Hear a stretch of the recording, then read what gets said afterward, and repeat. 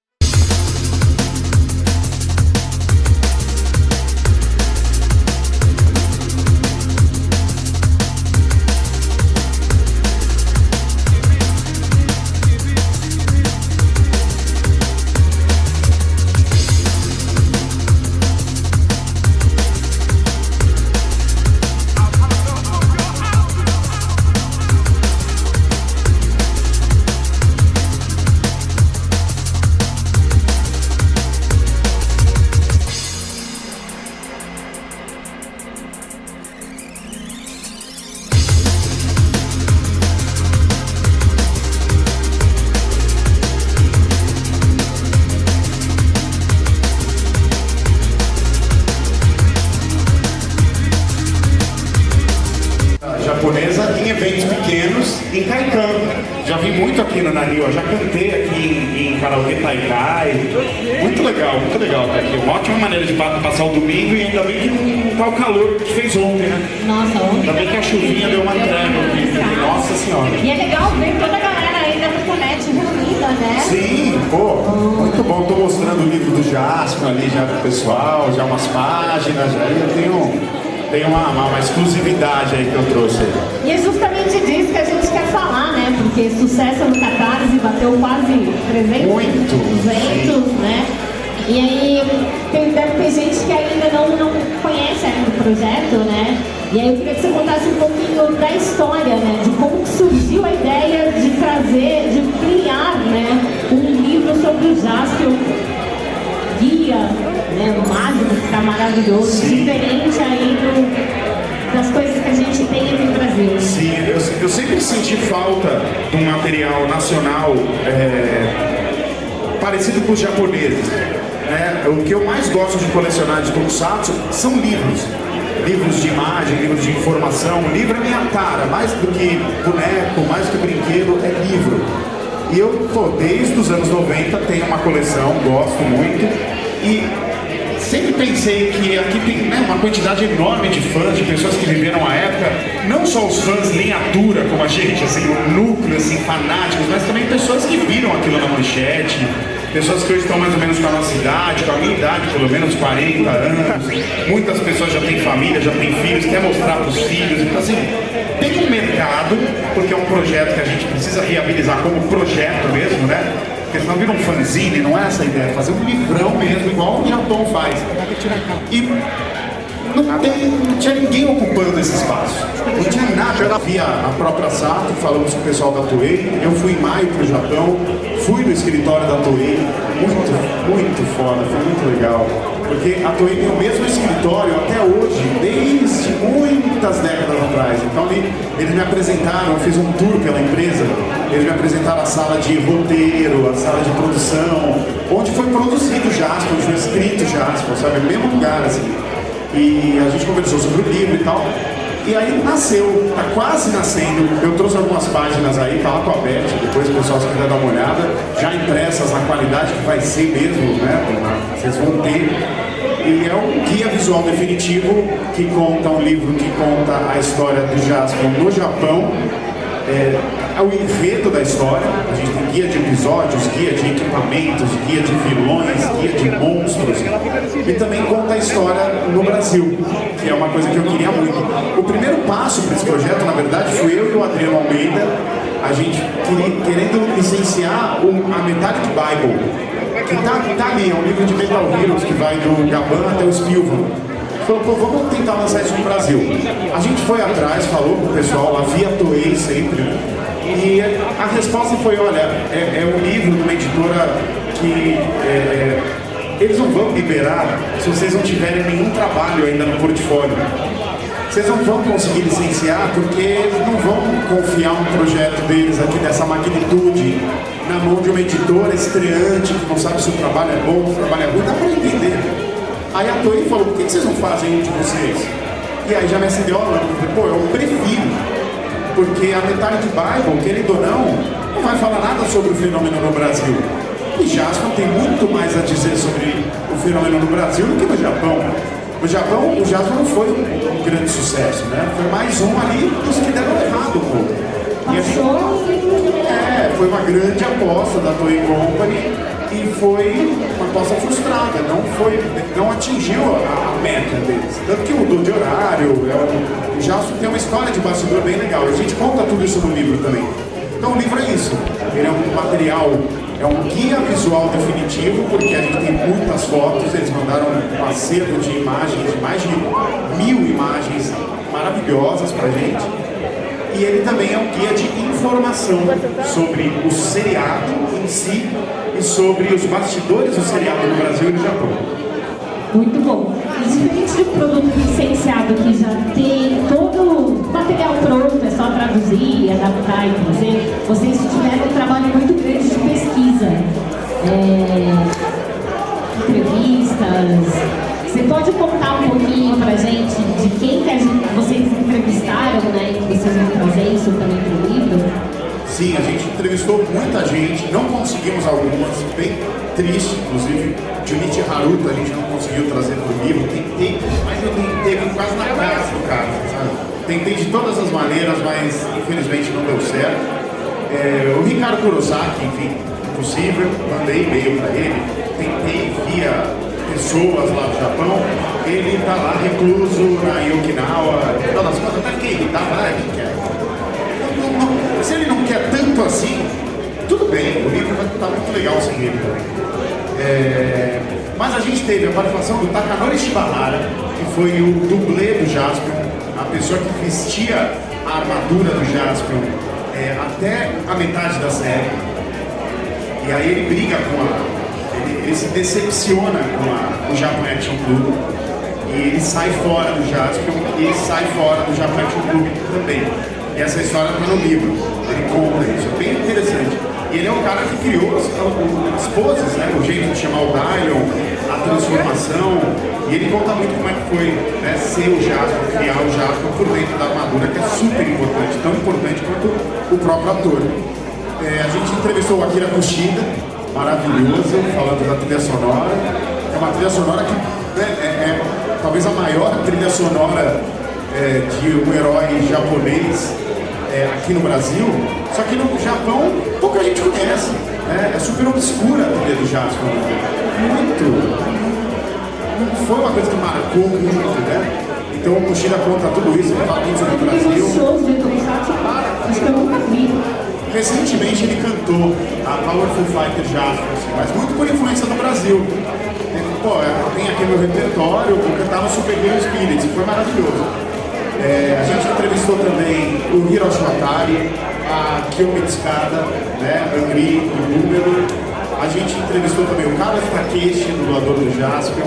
A gente trocou um papo, bateu um papo também com o Nelson Machado, que foi o cara que, junto com o Toshi ali no início, escreveu as primeiras aventuras do circo.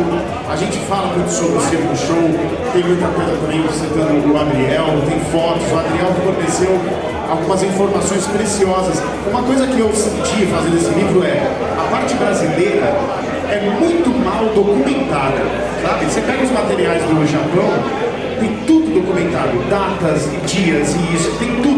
Tá tudo muito bem registrado. A gente não tem essa mania, né? Cara, é um desperdício. A gente vai fazer pesquisas para contar a história da própria Everest. Você fala com o Toshi é maravilhoso, ele foi dar uma super entrevista pra gente, mas ele não lembra das coisas. Você fica, às vezes ele conta uma história, aí você fala assim, Toshi, mas ó, você já me falou outra coisa em outro momento. E não, falta documentação, né? E na parte do circo eu senti muito isso também. A gente foi muito em jornais da época, revistas da época, a gente conseguiu um material muito rico, panfletos da época e tudo mais. Mas, por exemplo, você quer montar uma linha do tempo exata, é difícil.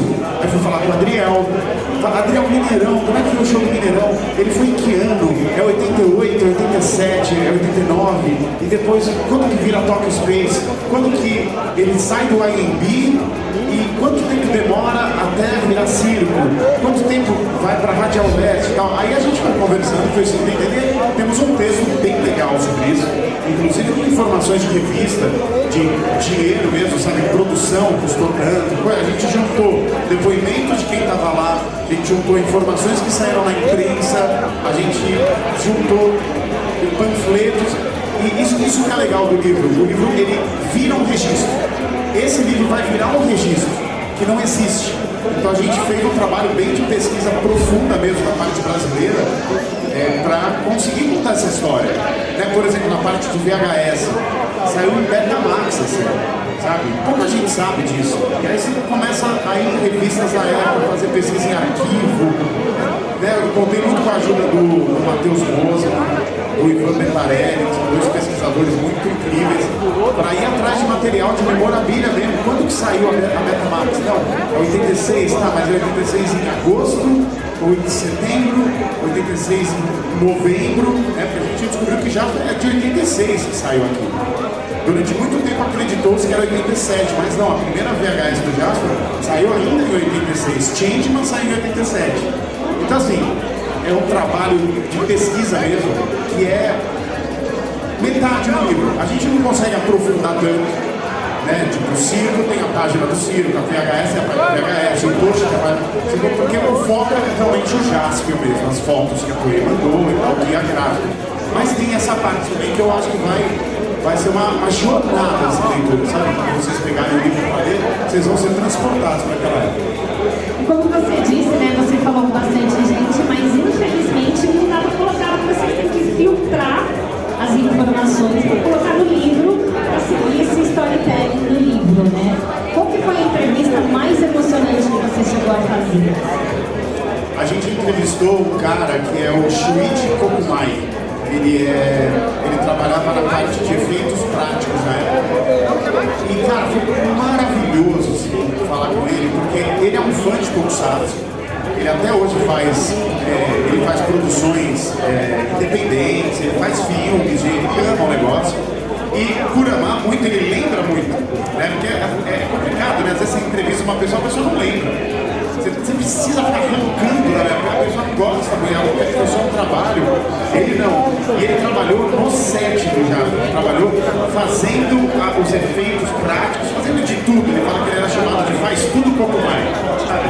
Tudo que pediam no set ele fazia. Então ele conta a história sobre como foi arrancar o braço do Magaren, no episódio da morte do Magaren. Foi ele que moldou os arames para pôr a espada. Ele conta toda essa cena. Ele conta memórias das lutas dos ninjas da Kiyomasa, que cada um que morria abre a cabeça e sai um ser de dentro. Ele fala sobre o estilo de filmagem, as tentativas de efeitos especiais com composição em vídeo, uma coisa mais técnica, assim, que não deram certo e eles resolveram parar. Então foi uma entrevista muito legal, porque você quase se sente ali na produção do Jasper, no 85, junto com ele.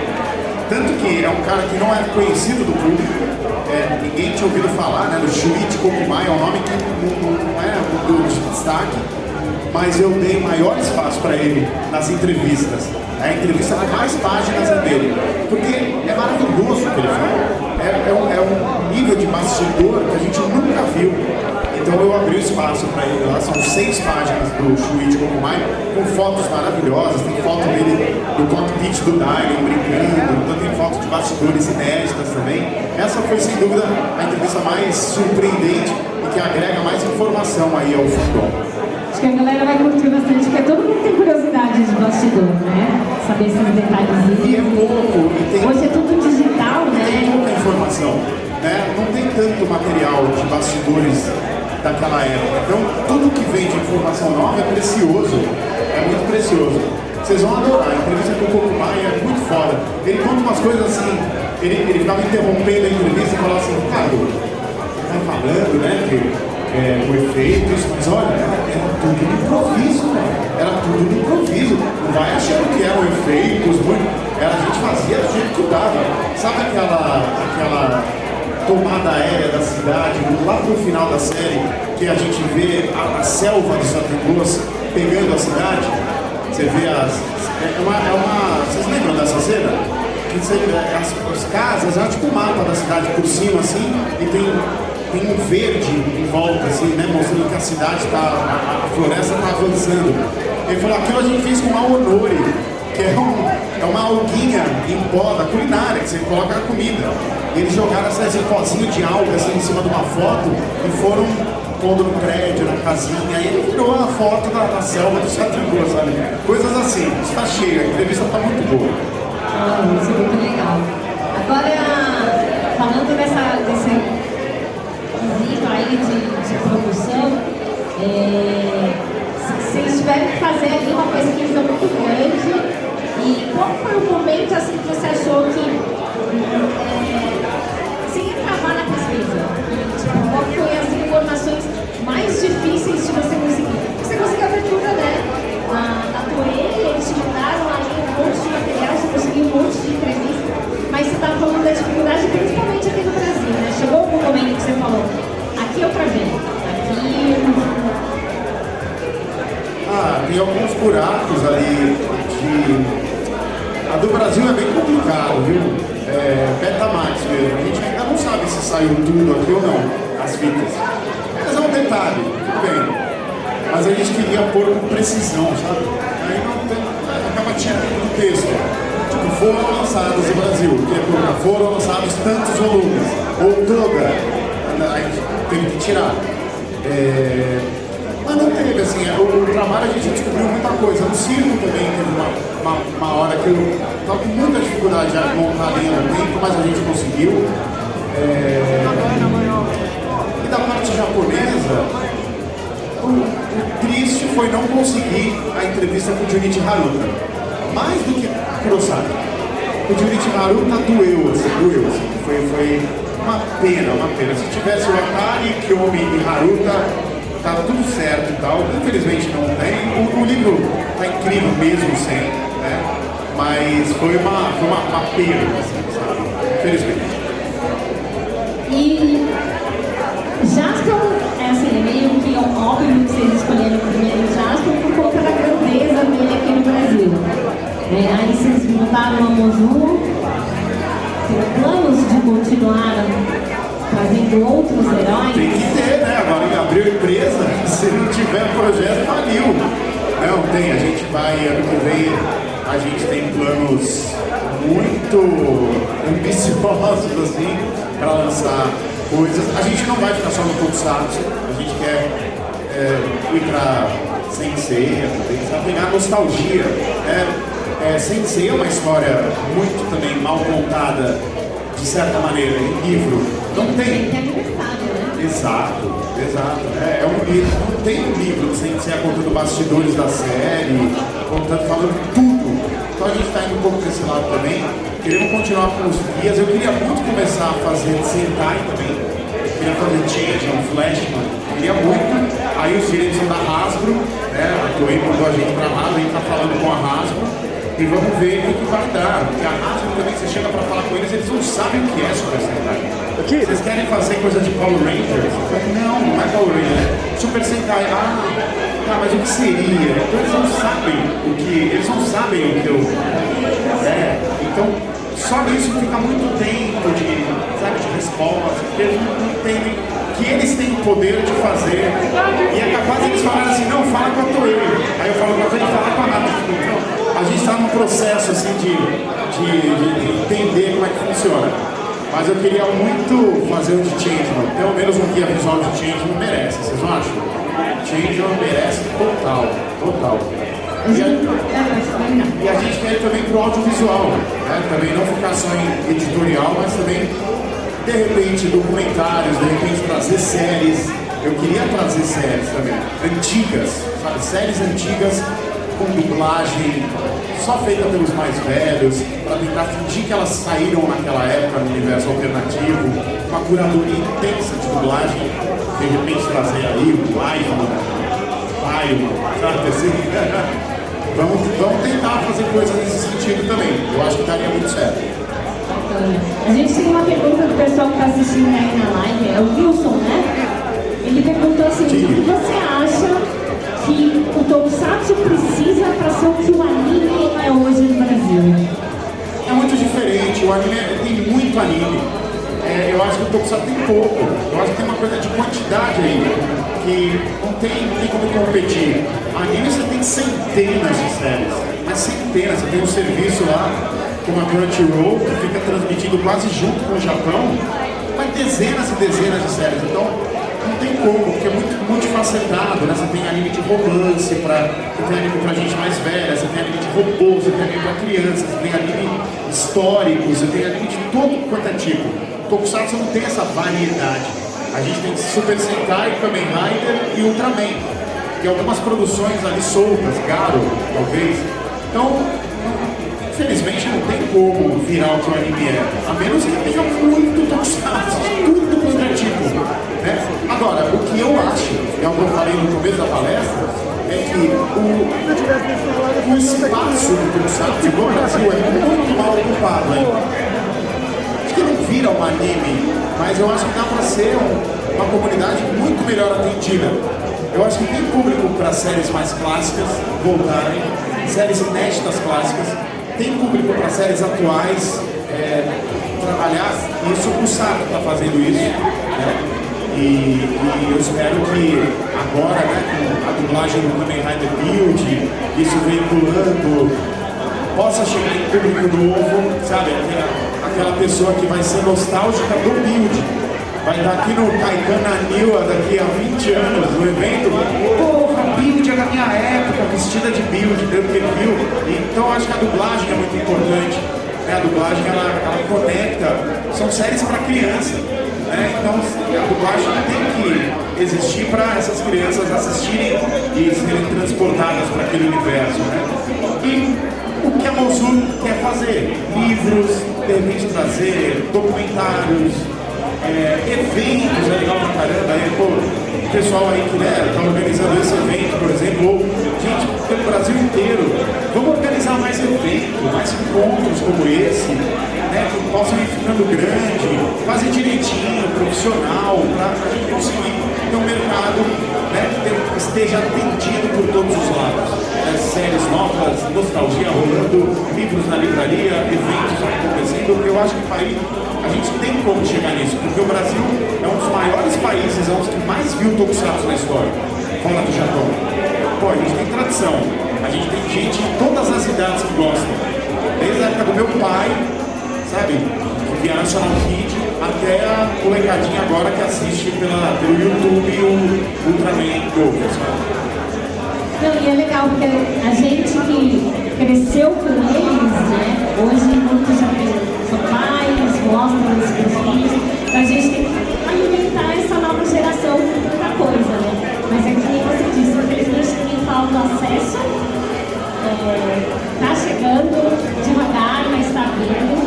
E eu acho que é por isso que a gente sempre fala, né? Olhar os produtos oficiais que chegam, as coisas licenciadas, que assim mostra para o mercado que a gente tem espaço para trazerem cada vez mais coisas. Exatamente, o oficial é muito importante, sabe? Eu fiquei muito feliz com o resultado do crowdfunding que a gente fez, que a gente bateu quase 300%.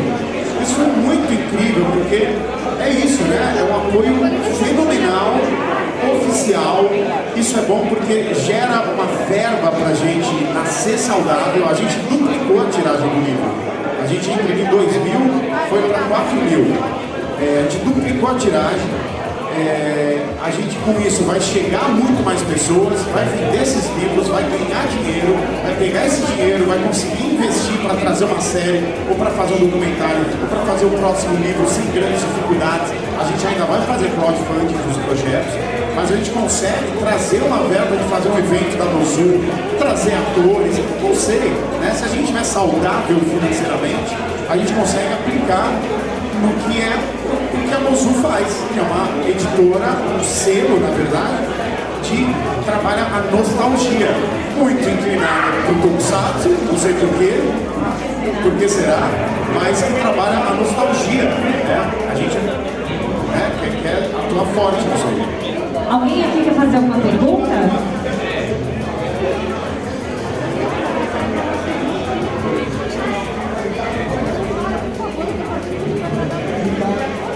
Fala, rapaz.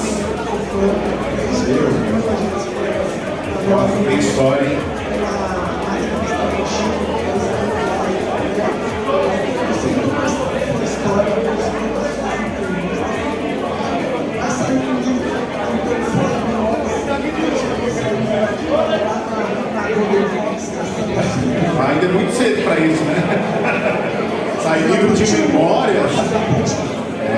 Geralmente é o povo antes de morrer que faz, né? Não, mas não sei se desse jeito. Mas um dia seria legal contar um livro de a história da cultura pop japonesa no Brasil, pelo menos aqui em São Paulo. Eu adoraria fazer um livro sobre isso, com certeza. Tem muita história, muita história. Tudo bom?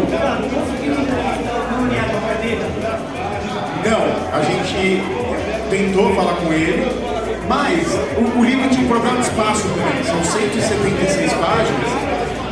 Não cabe todo mundo. Como a gente fez um contato com o Caneda, estava demorando para conseguir a resposta dele.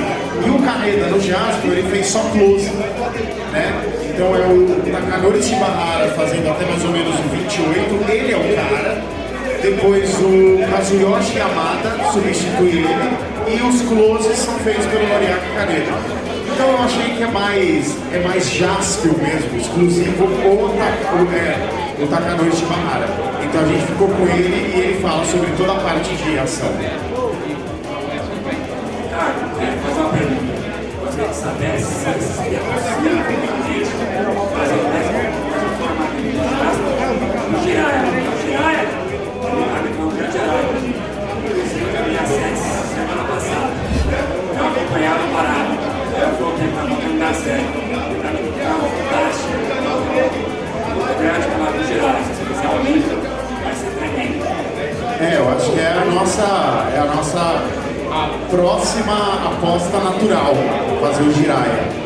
Porque pensando até mercadologicamente falando, quais seriam os livros que vocês acham que mais venderia? Jaspion, talvez Jiraiya, Kamen Rider Black e Changeman. Eu acredito até que Changeman seja mais fraco do que o Jiraiya. Porque o Jiraiya é mais ainda por ser uma história de uma família e a arte ninja, né? O Jiraiya inspirou muita gente a querer praticar artes marciais. Tem um carinho bem especial pelo Jiraiya.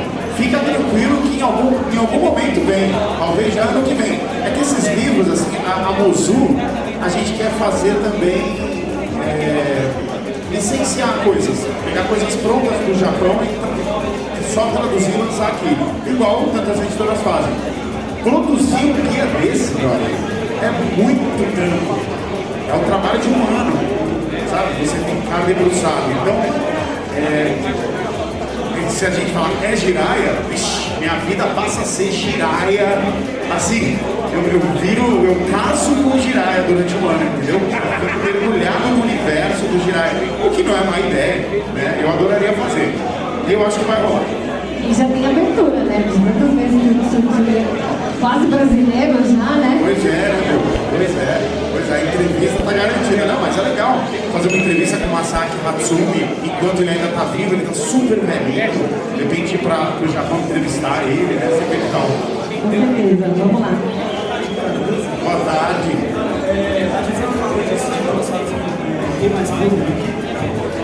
Você acha que o lançamento do Godzilla mais Zone nos cinemas vai trazer? Porque Godzilla vai sair da americanização e vai voltar não para a essência, que é feito no CGI, mas é bem mais do Godzilla clássico. Você acha que o lançamento vai trazer mais público para esse Tokusatsu cult da série? Eu acho que colabora, cara. Eu acho que colabora. É o que eu tava falando antes, quanto mais coisas tiver, melhor. Né? Quanto mais, até mesmo a série americana da Apple, né? O Monarch, os monstros e tal, eu assisti os 2 primeiros episódios. Que legal. Eu não gosto do CGI. Pra mim é sempre um homem vestindo a roupa do monstro. Pra mim tinha que ser sempre assim. Mas, né? Não tem como. Ainda mais a Apple, né? Que tem dinheiro infinito. Eu acho que quanto mais lançamentos oficiais tiverem, melhor. Sabe? Quanto mais for oficial, melhor, porque só assim cresce. O mercado só com produtos piratas, ele fica sempre uma várzea. E os fãs vão estar atendidos, a pirataria foi muito importante para o Brasil, né? Durante muito tempo, inclusive o Japão, que não colabora, que enfim, não está nem aí. Então, as coisas estão lentamente mudando. Então eu acho que é legal a gente ir sempre pro oficial sim, porque só dessa maneira cresce. Só dessa maneira a gente tem coisas incríveis, de repente vem série velha dublada, entendeu? Coisas que a gente nem imaginava. É só via oficial. A pirataria não oferece, ela fica só no que já tem, entendeu? Então acho que é parte do processo. O Godzilla Minus War, o Minus One, né? E a própria série da Apple. A gente vai para as duas últimas perguntas por conta do tempo. Poxa, tão difícil um evento só de Tokusatsu. Mas aí você fica conversando com o pessoal aí embaixo. Sim, com certeza.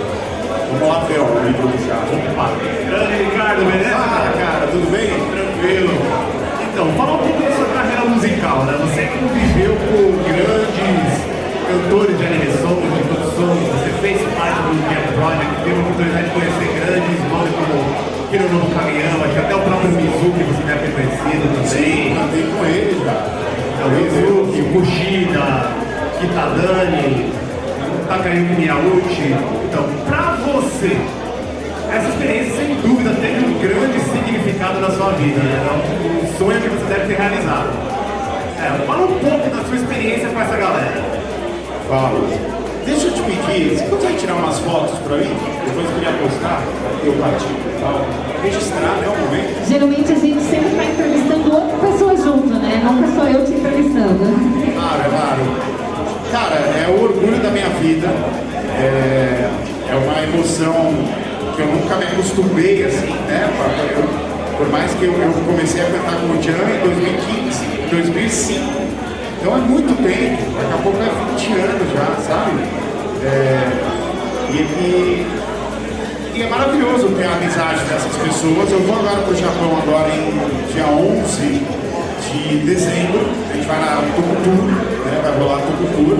Maravilhoso projeto Tokutour, inclusive o pessoal que não pôde ir esse ano, a gente vai fazer ano que vem. Estamos definindo data, certamente vai ser no comecinho do segundo semestre do ano que vem.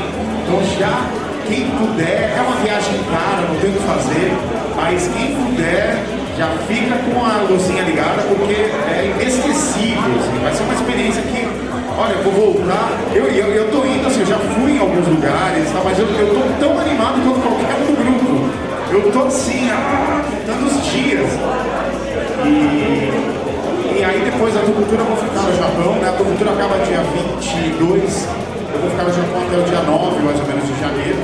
E vou encontrar todo mundo, vou encontrar o Kageyama, todo mundo né? Porque são pessoas que eu tenho pouca chance de encontrar e pessoas que são responsáveis por tudo que eu faço hoje, né? Primeiro, por me inspirar como artista, eu via eles cantando ali na manchete, Kageyama cantava Change. Eu via cada episódio passando pela voz dele. Né? E depois como profissionais, né? Eu cantando junto com eles, compondo junto com eles, foi um aprendizado constante até hoje, né? Me fizeram o artista que eu sou hoje. E eu conheci o Ichiro Mizuki também, a gente fez o show de 10 anos do Jan. A gente cantou algumas músicas lá juntos, todo mundo junto. E depois a gente saiu pra jantar e tal. Eu tive um momento meu com o Ichiro Mizuki que pra mim é o maior, assim, sabe? Eu comecei a colecionar anime song e a querer viver o anime song por causa do Ichiro Mizuki. Então, é uma pena ele ter falecido tão abruptamente, né? Ele tá em 2021, ele estava bem e de uma hora para outra a doença levou ele embora, assim, sabe? Foi uma pena. Mas eu vou, inspiração. Nossa última pergunta. Eu pensei que estava travado.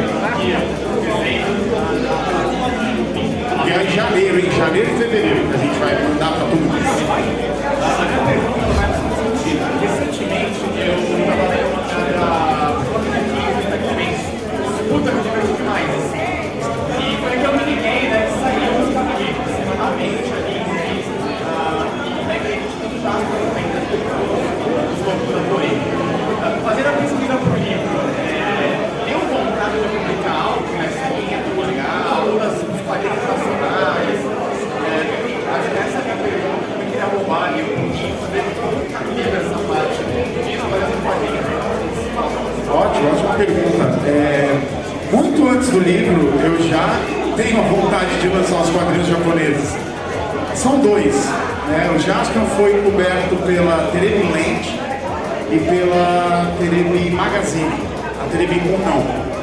Tanto na Terebi Land quanto na Terebi Magazine tem mangá. O da Terebi Magazine, inclusive, quem desenhava é o cara que chama Minoru Nonaka, que depois foi o cara que anos depois criou o design das roupas do Cybercops. Um cara super importante. E na Terebi Land é desenhado pelo Michio, esqueci o nome dele, que eu gosto mais do traço. Sim, são histórias mais bobinhas, mais inocentes, que resumem, com adaptações, com licenças poéticas, o conteúdo dos episódios, né? Então são 12 edições, são 12 capítulos, né, que saem no ano. Então são 12 capítulos aqui que resumem.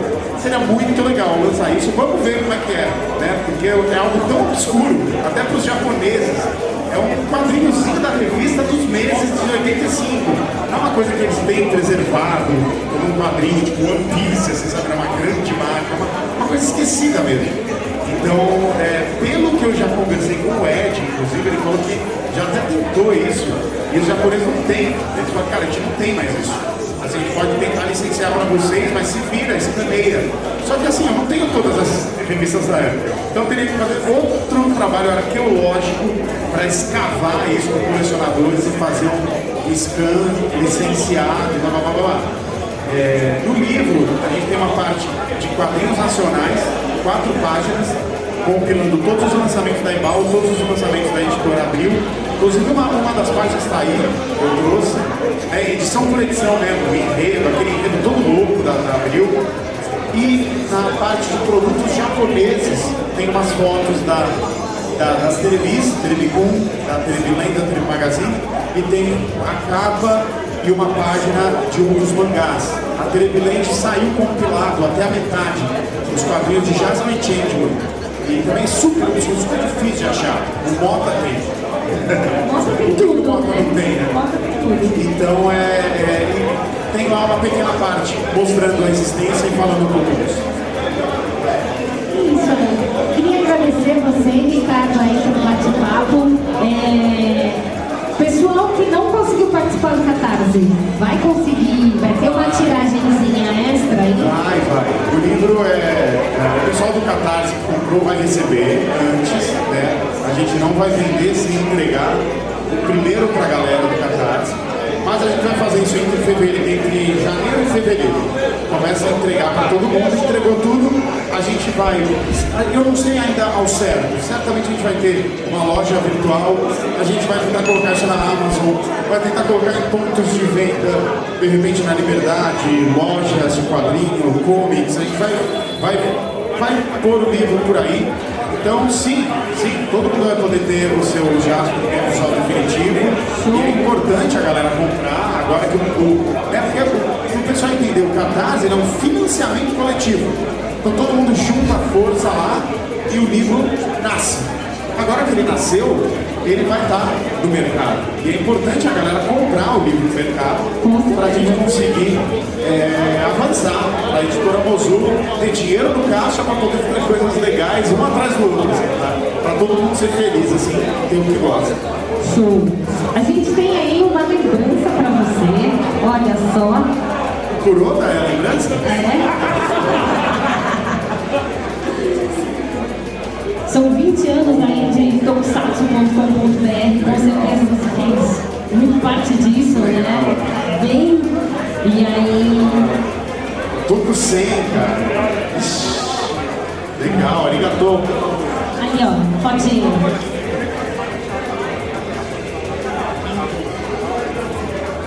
Obrigado, gente. Valeu aí. Vamos aí, vamos mais fotos.